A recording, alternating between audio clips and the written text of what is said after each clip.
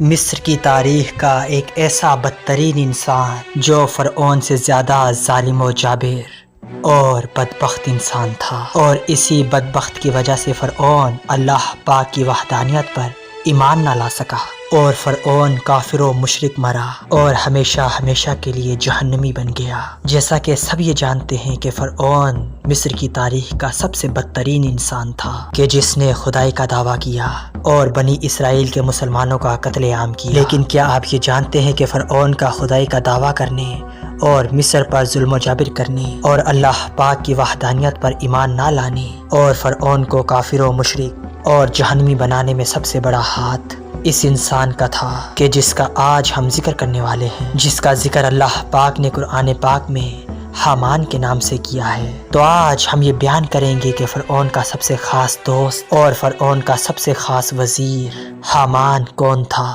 اور فرعون اور حامان کی ملاقات کیسے ہوئی، اور حامان نے فرعون کے ہاتھوں بنی اسرائیل کے مسلمانوں پر کیسے کیسے ظلم و ستم کروائے، اور بالآخر حامان فرعون کو کیسے لوٹ ڈوبا، اور فرعون اس کی وجہ سے کیسے کافر و مشرک مرا اور ہمیشہ ہمیشہ کے لیے جہنمی بن گیا۔ تو آج ان تمام تر سوالات کے جوابات قرآن و حدیث کی روشنی میں ہم بیان کریں گے۔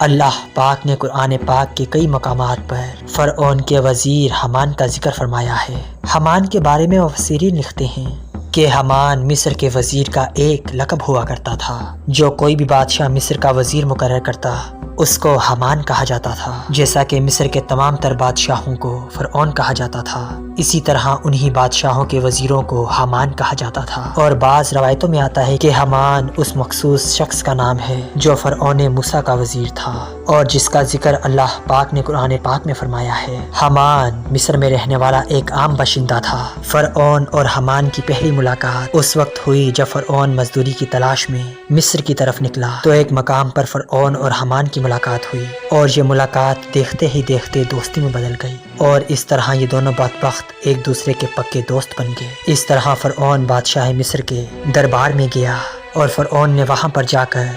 مصر کے تمام تر قبرستان کے دروگیں لے لی، اور اس طرح فرعون پر قسمت مہربان ہوئی اور فرعون مصر کا وزیر بن گیا۔ اور مصر کا وزیر بننے کے بعد ایک مرتبہ پھر قسمت اس پر مہربان ہوئی اور یہ مصر کا بادشاہ بن گیا۔ اس طرح جب فرعون مصر کا بادشاہ بن گیا تو اس طرح اس بدبخت نے اپنے دوست حامان کو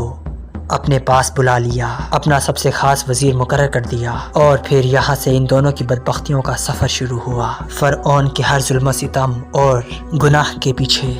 سب سے بڑا کردار حامان کا ہوا کرتا تھا۔ مصر کی تاریخ میں جتنے بھی مظالم ہوئے اور جتنے بھی لوگوں کا قتل عام کیا گیا اور جتنے لوگوں کو بت پرستی کے اندر مبتلا کیا گیا اور جتنے لوگوں کو فرعون کو خدا نہ ماننے کی وجہ سے قتل کیا گیا، یہ تمام تر مظالم حامان کی وجہ سے اور حامان کے حکم پر کیے گئے۔ بظاہر تو مصر کا بادشاہ فرعون تھا، لیکن فرعون جو کوئی بھی کام کرتا وہ اپنے دوست حامان کی مشاورت کے بغیر نہ کرتا، بلکہ مصر میں ہونے والی ہر برائی کے پیچھے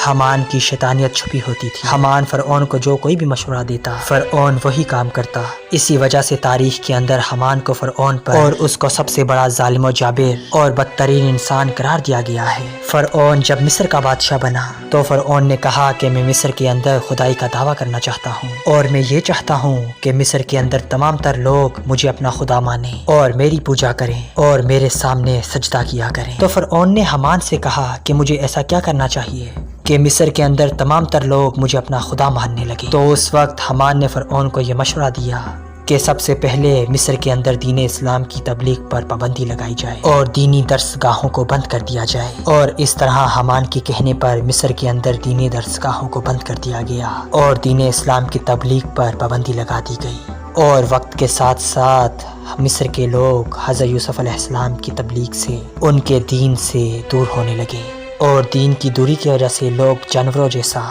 جاہل بن گئے، اور اس طرح مصر کے لوگوں کو شرک و کفر کے اندر مبتلا کرنے میں حامان نے یہ چال چلی اور مصر کے ہر گھر کے اندر بتوں کی پوجا شروع کروا دی، اور اس طرح مصر کے ہر گھر میں بتوں کی پرستش شروع ہو گئی، اور اللہ پاک کی وحدانیت کو چھوڑ کر بتوں کی پوجا کرنے لگے۔ اس طرح جب فرعون اور حامان نے دیکھا کہ مصر کے لوگ مکمل طور پر اللہ کی وحدانیت سے دور ہو چکے ہیں، اللہ کو چھوڑ چکے ہیں اور اللہ پاک کی وحدانیت کو چھوڑ کر بت پرستی کے اندر مبتلا ہو چکے ہیں، تو اس وقت حامان نے فرعون کو یہ مشورہ دیا کہ اب مصر کے تمام تر لوگوں کو ایک جگہ اکٹھا کیا جائے اور ان کے سامنے خدائی کا دعویٰ کیا جائے اور ان کو سجدہ کرنے کا حکم دیا جائے۔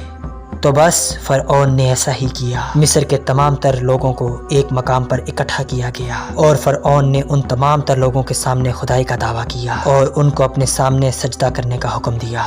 اس وقت مصر کا سب سے بڑا قبیلہ قبطیہ فرعون کو اپنا خدا ماننے لگا اور اس کے سامنے سجدہ کرنے لگا، اور اس طرح فرعون نے مصر کے لوگوں کے سامنے خدائی کا جھوٹا دعویٰ کیا اور اس طرح فرعون مصر کا جھوٹا خدا بنا۔ یاد رکھنا، روایات میں آتا ہے کہ فرعون نے جب خدائی کا جھوٹا دعویٰ کیا تو اس وقت کچھ لوگ ایسے بھی موجود تھے کہ جن کے سینے ابھی بھی ایمان کے نور سے منور تھے اور جو ابھی بھی اللہ تبارک و تعالیٰ کی وحدانیت پر ایمان رکھتے تھے۔ فرعون کو جب ان لوگوں کا پتہ چلا تو فرعون بہت زیادہ غضبناک ہوا، تو بس فرعون نے ان چند لوگوں پر ظلم و ستم کرنا شروع کر دیے اور ان کو اپنا غلام بنا لیا،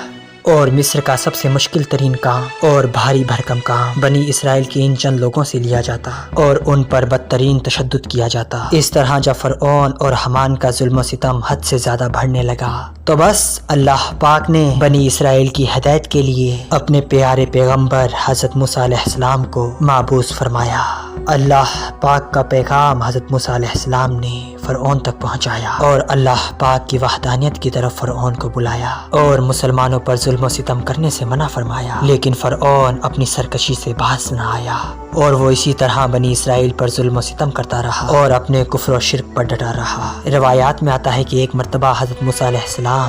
فرعون کے پاس تشریف لائے اور کہنے لگے کہ اے فرعون، کہ اگر تو اللہ تبارک و تعالیٰ کی وحدانیت پر ایمان لے آئے تو اس کی وجہ سے تیری آخرت تو بہتر ہو ہی جائے گی، اور اس کے علاوہ اللہ پاک تجھے دنیا کے اندر 4 انعامات عطا فرمائے گا۔ تو بس فرعون نے جب حضرت موسیٰ علیہ السلام کی یہ بات سنی تو وہ حضرت موسیٰ علیہ السلام سے پوچھنے لگا کہ وہ 4 نعمتیں کون سی ہیں جو تیرا رب مجھے عطا فرمائے گا۔ تو بس فرعون حضرت موسیٰ علیہ السلام سے کہنے لگا کہ مجھے ان نعمتوں کے بارے میں بتائیں کہ شاید میں اللہ پاک کی وحدانیت پر ایمان لے آؤں۔ تو بس حضرت موسیٰ علیہ السلام نے اللہ پاک کے حکم سے فرعون کو یہ بتایا کہ اگر تو اللہ پاک کی وحدانیت پر ایمان لے آئے کہ اللہ پاک پہلی نعمت تجھے یہ عطا کرے گا کہ تو ہمیشہ تندرست رہے گا اور تو کبھی بیمار نہ ہوگا،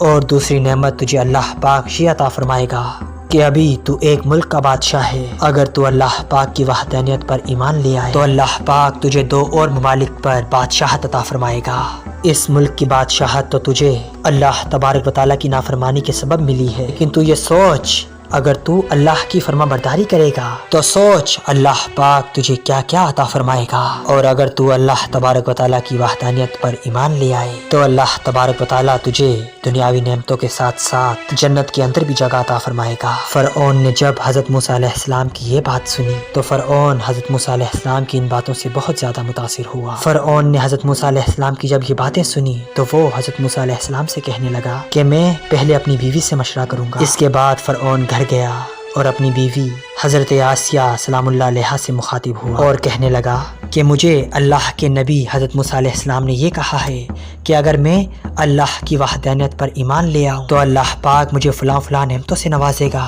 بس اتنی دیر میں بی بی آسیہ نے فرمایا کہ فرعون تو کس چیز کا انتظار کر رہا ہے؟ یہ تو بہت خوشی کی بات ہے۔ اے فرعون، تو اللہ پاک کی ان نعمتوں پر اپنی جان قربان کرتے اور اللہ پاک کی وحدانیت پر ایمان لے آ۔ تو بس بی بی آسیہ زور و قطار رونے لگی اور کہنے لگی یہ آفتاب تیرا سرتاج ہوگا۔ حضرت آسیہ یہ کہنے لگی کہ آپ کو کسی سے مشورہ کرنے کی ضرورت تھی ہی نہیں، آپ کو تو حضرت موسیٰ علیہ السلام کی مجلس میں ہی ان پر ایمان لے آنا تھا اور دعوت حق کو قبول کر لینا چاہیے تھا۔ اس کے بعد فرعون نے حضرت آسیہ سے کہا کہ میں ایک مرتبہ اپنے وزیر حامان سے بھی مشورہ کر لوں۔ تو بس حضرت آسیہ نے کہا کہ حامان سے مشورہ کرنے کی کوئی ضرورت نہیں کیونکہ وہ اس بات کا اہل نہیں، لیکن افسوس فرعون حامان سے مشورہ کرنے کے لیے اس کے پاس چلا گیا اور سارا ماجرا حامان کو بتایا۔ بس جب حامان نے فرعون کی یہ بات سنی تو وہ غصے سے لال ہو گیا اور یہ کہنے لگا کہ حضرت موسیٰ علیہ السلام نے آپ کی شان میں یہ گستاخی کیسے کی؟ آپ کی شان تو یہ ہے کہ تمام تر کائنات آپ کی وجہ سے چلتی ہے، اور مشرق سے لے کر مغرب تک ہر چیز آپ کے تابع ہے، اور دنیا کے تمام تر بڑے بڑے بادشاہ آپ کے سامنے سجدہ ریز ہوتے ہیں۔ بس حمان یہ کہنے لگا کہ حضرت موسیٰ علیہ السلام نے آپ کی توہین کی ہے۔ اس نے کہا کہ ایک وحدہ لا شریک لہ ہے، اس کی عبادت کرو، لیکن تم اس پوری کائنات کے رب ہو، اس نے تمہاری توہین کی ہے۔ تو بس اس طرح حامان فرعون کو بھڑکانے لگا اور کہنے لگا کیا آپ حضرت موسیٰ علیہ السلام کی بات مان کر ایک ادنا غلام بننا چاہتے ہیں اور خدا سے انسان بننا چاہتے ہیں، جبکہ یہ آپ کی بہت بڑی توہین ہے۔ اگر آپ نے اسلام قبول ہی کرنا ہے تو اس سے پہلے مجھے مار ڈالیے تاکہ آپ کی یہ توہین میں اپنی زندگی میں نہ دیکھوں۔ بس اس طرح حامان نے فرعون کو یہ جھوٹا اور مکر و فریب کا دعویٰ دے کر اسے ورگلانے لگا، اور اس طرح فرعون دعوت حق کو چھوڑ کر تو بس فرعون غرور و تکبر میں آ کر حق کا انکار کر بیٹھا اور اس نے دعوت حق کو قبول کرنے سے انکار کر دیا۔ تو بس اللہ پاک نے دریائے نیل میں فرعون اور اس کے ساتھ ساتھ اس کے وزیر اور تمام تر لشکر کو دریائے نیل میں غرق کر دیا۔